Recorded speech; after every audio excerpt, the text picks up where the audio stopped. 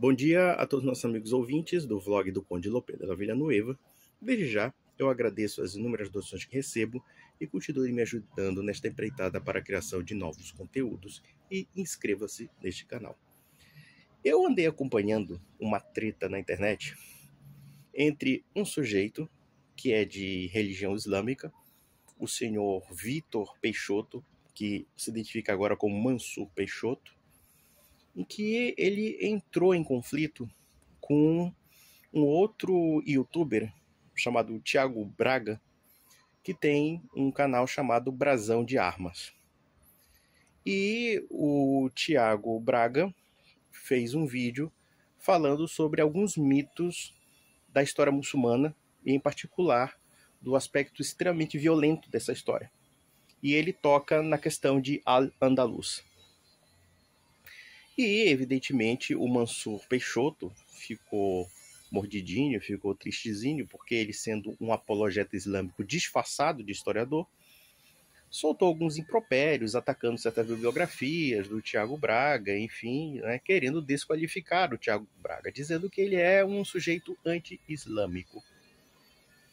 Veja uma coisa muito interessante. Eu conheço o Mansur Peixoto de longa data, pelo menos ele fez parte da minha lista de amizade, e eu confesso que eu fiquei muito incomodado com o teor apologético disfarçado de história, o que acaba, evidentemente, viciando o aspecto da credibilidade histórica das fontes, como também da forma como o Mansur Peixoto manipula essas fontes no site dele, na página dele que se chama História Islâmica.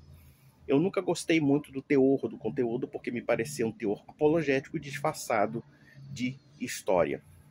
E isso sem prejuízo da aliança que ele tem com outro sujeito que é outro apologeta, só que é um apologeta anticatólico, que é o Pedro Gaião, que agora se meteu a ser uma espécie de estudioso da iconografia cristã e querendo, evidentemente, imputar à igreja a pecha de idolatria, etc. Ou seja, sempre há um elemento enviesado de teor altamente ideológico e até religioso, né, querendo adulterar a história ou manipular a história, puxando a brasinha, né, puxando a brasa para sua sardinha.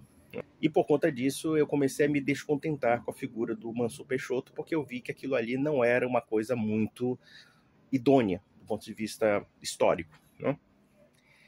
Mas o que mais me chamou a atenção é que a resposta do Thiago Braga, vamos ser sinceros, eu tiro o chapéu. Porque foi um massacre. A resposta que o Thiago Braga deu em 1 hora e mais ou menos 20 minutos a respeito da história de Al-Andalus, ou seja, o que é Al-Andalus? Foi a época da dominação islâmica na Espanha visigótica, entre os anos de 711 até 1492, quando os reis católicos mandam o último governante de Granada, o último principado muçulmano na Península Ibérica, o Boabdil, né? Mandaram o muçulmano para as favas, né? E anexaram Granada para os reinos cristãos de Leão e Castilha, né? Então observem que nesse interregno de 7 séculos de história, longe de uma mistificação histórica, de uma ideia de tolerância religiosa e etc., a dominação islâmica na Espanha foi extremamente violenta.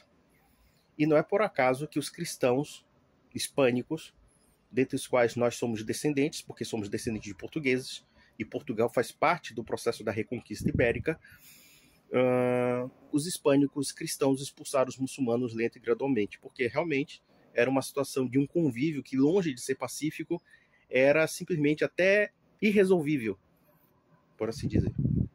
Então, o Mansur Peixoto, quando ele fala da ideia da tolerância islâmica contra a intolerância cristã, ele não está sendo necessariamente um historiador, ele está sendo um apologeta islâmico para convencer a você a ser islâmico. É basicamente isso, né? Então ele precisa manipular as fontes históricas para tornar o Islã algo palatável. E isso com a complacência de uma certa historiografia ocidental. Como surge essa ideia de uma Espanha muçulmana alada, linda e maravilhosa? Ela tem, de certa forma, raízes iluministas, tá?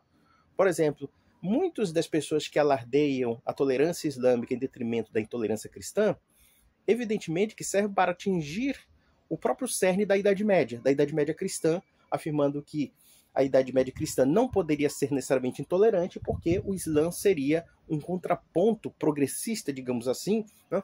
Um povo aficionado nas ciências, nas matemáticas e etc. Não vamos negar que houve certas contribuições dentro do mundo islâmico nesse sentido, embora as influências dessas contribuições não são islâmicas, são influências hindus e influências greco-cristãs, greco-latina-cristãs, mas principalmente greco-cristãs, né? O acesso que os islâmicos tiveram com Aristóteles, com Platão, por exemplo, vieram dos cristãos, não vieram dos islâmicos. Os islâmicos só falavam árabe. E detalhe, o Islã, nos primeiros séculos, por assim dizer, era o quê? Era uma turba de tribos bárbaras, por assim dizer, comparadas à situação política, socio-religiosa do mundo bizantino e até mesmo do mundo latino medieval. Então veja que, basicamente, se inventou essa mistificação dentro de um teor até certo ponto iluminista. E no caso espanhol, e eu posso falar com uma certa propriedade, porque eu tenho certas obras que falam sobre a questão do mundo andaluzia, enfim, quem criou esse mito das três culturas que conviviam pacificamente no mundo da Al-Andalus foi o historiador, ele nasceu no Rio de Janeiro, é um historiador espanhol nascido no Rio de Janeiro, que foi o Américo Castro. O Américo Castro é que inventou esse mito, ou então alimentou esse mito de que o mundo islâmico, o mundo judeu, o mundo cristão se reuniram em três culturas que se toleravam entre si e que até se respeitavam. O que é um grande mito? Um grande mito que já foi contestado por inúmeros historiadores, só que existe uma espécie de história politicamente correta do Islã dentro daqueles que querem ver no Islã, né, uma aparência de tolerância. E na verdade não aconteceu isso. Até por conta de certos aspectos institucionais do islamismo que podem parecer tolerância, mas não são. Veja, por exemplo, o caso de que o Islã tem um instituto para os não islâmicos chamado os dhimmi. Os dhimmi são aquelas pessoas que não são islâmicas, mas que vivem em território do Islã.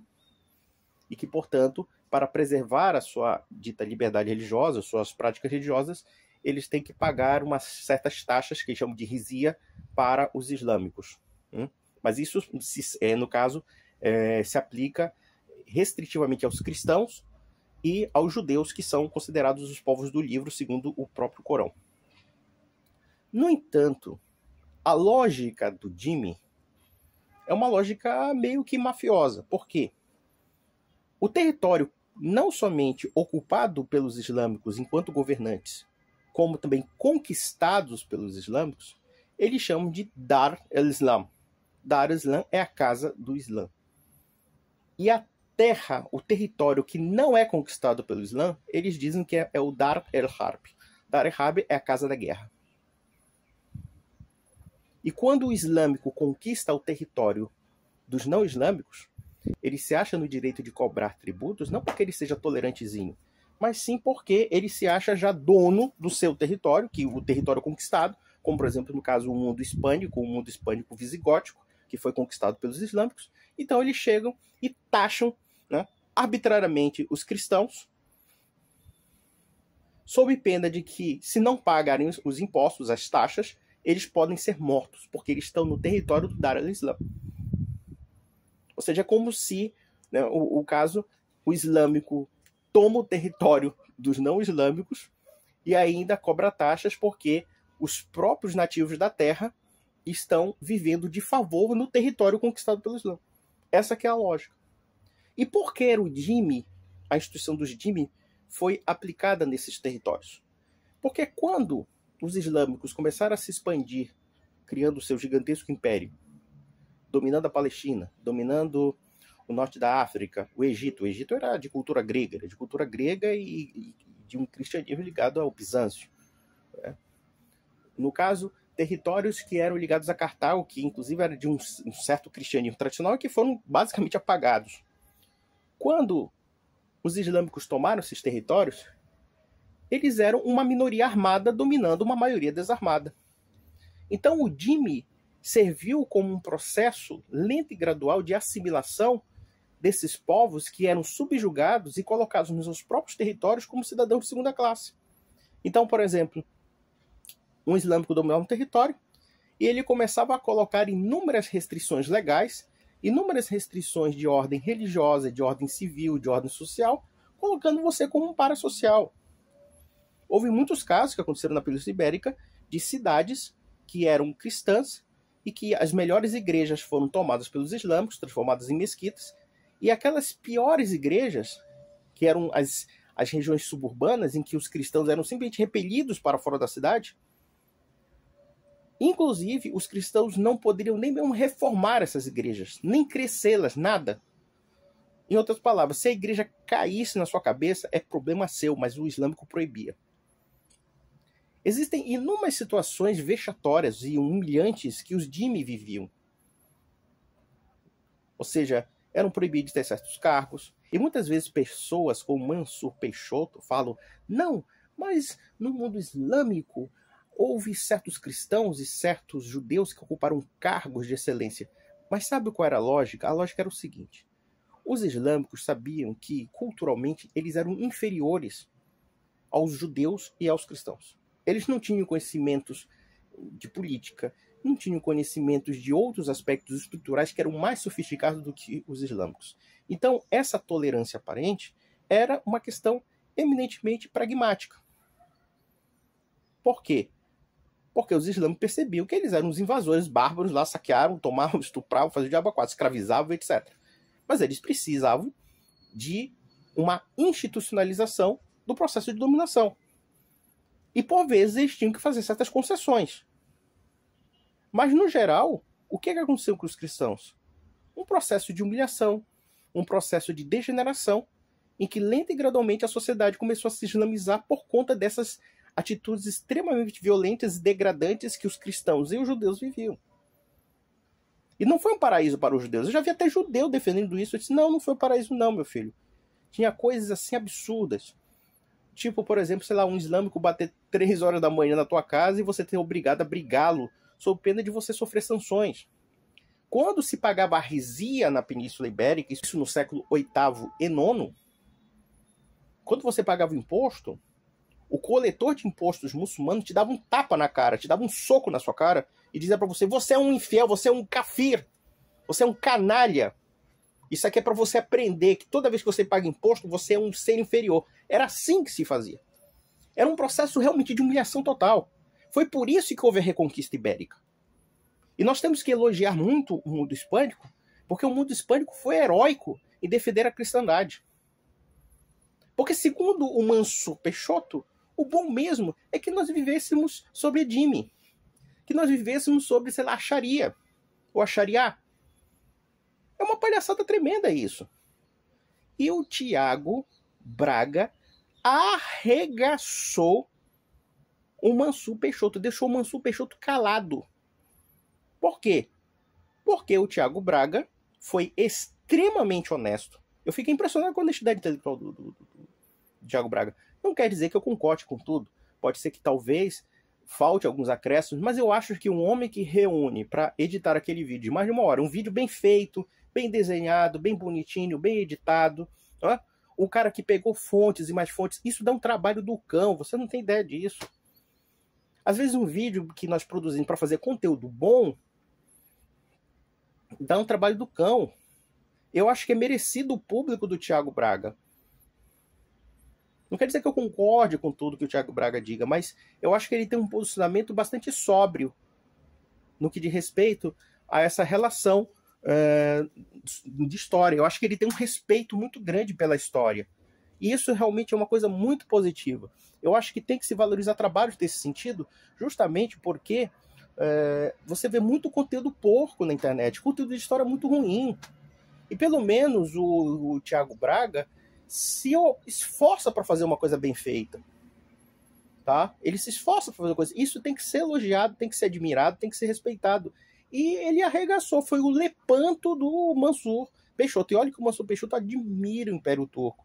Imagina o Império Turco nojento, escravista, brutal, matou os armênios, massacrou os armênios. E até hoje, esses muçulmanos aí ficam com esse papinho relativista de dizer que não houve genocídio armênio. Eu tenho aqui na minha biblioteca uma declaração do embaixador americano, o embaixador alemão de origem judaica, que depois se tornou embaixador americano, naturalizado americano, o Harry Morgenthau. Ele denunciava, escrevia as cartas, olha, está acontecendo uma matança desenfreada de armênios, eles estão querendo pulverizar a Armênia. Era assim a Turquia, porra. Aí ficam romantizando o Islã, o Mansur Peixoto, quebrando nossas conjecturas intelectuais, a nossa percepção cognitiva. Ele quer vender um Islã que era bonzinho com as mulheres, que era bonzinho com os não islâmicos. Para com isso, Mansur. Para. Tá feio pra você. Aliás, eu achei muita graça que o Tiago Braga citou o Darío Fernández Moreira, que é um historiador espanhol, mas ele publicou o livro O Mito do Paraíso Andalusí. E aí o Mansur Peixoto, queria desmerecer a obra porque não havia tradução em espanhol. Eu te confesso, eu fiquei escandalizado. Sabe por que eu fiquei escandalizado? É por causa disso aqui, ó. Porque eu tenho essa obra em espanhol. El Mito del Paraíso Andalusí. Musulmanes, cristianos e judíos bajo el dominio islámico en la España medieval. Ou seja, Darío Fernández Moreira. Senhor da História Islâmica, vale história sobre o islamismo. Não esse romantismo que você criou. Nessa fantasia que você faz para ficar ganhando prosélitos do islamismo. Por favor. Eu mesmo, até mesmo como católico, eu não fico escondendo as putarias da Igreja Católica. Muito pelo contrário. Fez putaria? Fez, tem que falar. Fez merda. O compromisso do historiador é com a verdade. Aliás, não é somente do historiador, é de qualquer pessoa que tem amor pelo conhecimento. Você sabe por que eu nunca me vendi para uns filhos da puta bolsonaristas da vida? Porque se eu fosse, por exemplo, muita gente me critica pelo meu posicionamento extremamente severo com o bolsonarismo e a não-direita brasileira. Se eu fosse um vagabundo mentiroso, eu estaria rico. Mas você acha que eu compro uma porrada de livro para ficar servindo ao demônio, rapaz? Para ficar servindo a Satanás, rapaz? Você acha que eu quero ir pro inferno? E não é nem pelo inferno, não, é porque eu tenho amor sincero pela verdade. E tem que ser dito isso. Aliás, eu queria até compartilhar com vocês, infelizmente a biblioteca é muito grande, não deu para pegar todos os livros sobre a Andalucia, sobre a questão do domínio islâmico na Espanha, mas eu poderia citar inclusive um livro que eu li, que é um livro de um espanhol, de história do espanhol, chamado Rafael Sánchez Saus, Al-Andalus y la Cruz, Cristianos e Islã em la Espanha Muçulmana. Aqui, ó. Aqui, esse livro aqui, quando o Mansur Peixão aí ficar te enchendo o saco, você pode jogar na cara dele. Tem aqui também um outro historiador, que eu, aqui já fazendo minha contribuição de fortuna crítica, segundo os universitários, brincadeira. Tem aqui, Espanha, 702-719, La Conquista Muçulmana, Luiz Garcia Moreno, tá? Esse livro aqui, tudo em espanhol, tá? E tem um historiador que ele é um estudioso da antropologia do mundo islâmico, tá? É um francês, tá? O nome dele é Pierre Guichard. Pierre Guichard escreveu esse livro aqui, ó. Al-Andalus frente à conquista cristiana. Existe um livro dele também que ele fala sobre os costumes islâmicos, sobre a família islâmica, sobre vários aspectos dentro dessa época e como contradiziam com a estrutura antropológica do cristianismo, né? Claro, ele não é cristão, ele não é católico, nada disso. Ele é simplesmente um estudioso do mundo islâmico. Eu não sou expert em mundo islâmico. Eu posso aludir para vocês que meu conhecimento sobre muita coisa é superficial, tá? Mas eu posso dizer que, dentro das poucas bibliografias que eu li sobre Al-Andalus e sobre muitos outros, nesse aspecto eu posso dizer o que é verdade e o que é mentira. E o que o Mansur Peixoto fez foi pura apologética ali, bem rasteira, e uma perspectiva histórica muito desonesta. E aí não é de hoje que eu vejo essa perspectiva desonesta em torno dele. É claro que um sujeito que chega para você, né, e de repente, sei lá, te mostra um bocado de fontes, né, bibliográficas, assim, aparentes, né, ou um bocado de informações, um bocado de conteúdos, pode, a princípio, assustar você, pressupondo que aquela pessoa realmente tenha um grande conhecimento sobre o assunto, né? Mas quando nós vemos que muitas dessas subliteraturas é coisa de almanaque e coisa de prosélito, aí nós podemos perceber realmente até que ponto tem uma certa validade acadêmica o que esse pessoal de fato diz. E eu reitero, o Tiago Braga está de parabéns. Está de parabéns. Tiago Braga, você fez um trabalho excepcional. Excepcional. Eu raramente vi um vídeo histórico tão bem fundamentado sobre Al-Andalus como a que vi naquele vídeo. Eu fiquei muito surpreendido, por quê? Porque, como já falei para vocês, as fontes que eu conheço sobre o assunto são muito pouco conhecidas. E que, claro, na Espanha causa um impacto, porque existe aquela cultura politicamente correta que quer sempre, evidentemente, livrar a barra dos islâmicos. Não? Veja, ninguém está dizendo aqui que por conta dessas conclusões históricas, nós agora vamos, sei lá, movimentar, sei lá, a 9ª cruzada, a 10ª cruzada, a 11ª cruzada, ou então vamos tomar Jerusalém e matar todos os muçulmanos. Não, não, Deus me livre fazer isso, Deus que me perdoe. Eu acredito, inclusive, que nós temos que sempre buscar a paz, né, dentro do sentido do direito natural, dentro do sentido da ordem. Né? E, claro, ser o mais generoso possível. Né? Quem gosta de sangue e de violência é um psicopata, não é uma pessoa normal. A pessoa normal é aquela que você vê na padaria e não te enche porra do saco. Eu acho que nesse ponto teve aquela menina que vive em Israel, aquela menina judia, tal da Aline lá, estava na entrevista dela lá, que ela fala Aline com Israel lá, que parece que ela é uma guia turística. E ela falou uma coisa que não me entendeu muito interessante. Que ela diz, olha, a maioria dos islâmicos, a maioria dos judeus, dos cristãos, quer ir pra padaria, comer com a família. Isso é a coisa mais verdadeira do mundo. Tá? Quem gosta de matar muitas vezes é intelectual, tá? Ou é político. Gente que não tem nada que fazer muitas vezes. Não vai pra uma padaria. Então, meus amigos, é isso. E até a próxima. E se vocês quiserem, pesquise os livros que eu dei para vocês. Um grande abraço.